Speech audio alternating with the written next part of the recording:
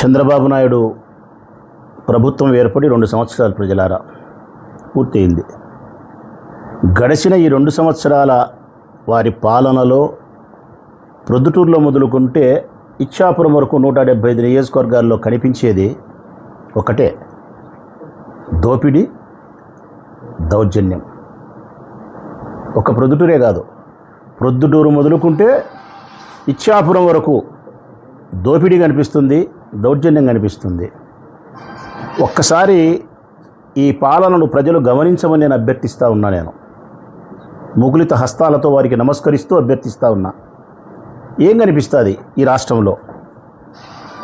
వ్యాపారస్తులను ఒక్కసారి కదిలిస్తే వ్యాపారస్తులు చెప్తున్నారు, జీరో వ్యాపారం అన్నా రాష్ట్ర వ్యాప్తంగా అప్పులతోనూ ఖర్చులతోనూ నెత్తికొచ్చి వ్యాపారం లేక అల్లాడిపోతున్నామని చెప్తున్నారు.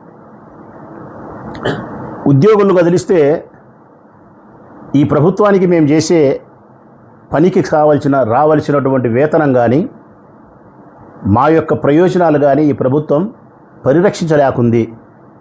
ఇచ్చిన హామీలను కూడా గాలికి వదిలేసి మమ్మల్ని వీధుల్లోకి తీసుకొచ్చినారని చెప్పి ఉద్యోగస్తులు వాపోతున్నారు. నిరుద్యోగులు కదిలిస్తే ఏ ఒక్క నిరుద్యోగైన యువతకు ఉద్యోగ అవకాశం లేక తల్లిదండ్రులపైన ఆధారపడి జీవించాల్సిన పరిస్థితి ఉంది సార్.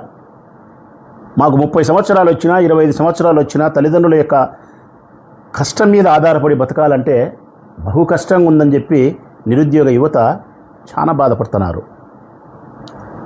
రైతులను కదిలిస్తే ఆత్మహత్యలు కనిపిస్తున్నాయి, అప్పులు కనిపిస్తున్నాయి, హాలిడేస్ కనిపిస్తున్నాయి. రైతులను యూరియా కూడా ఇప్పించే పరిస్థితి లేదు.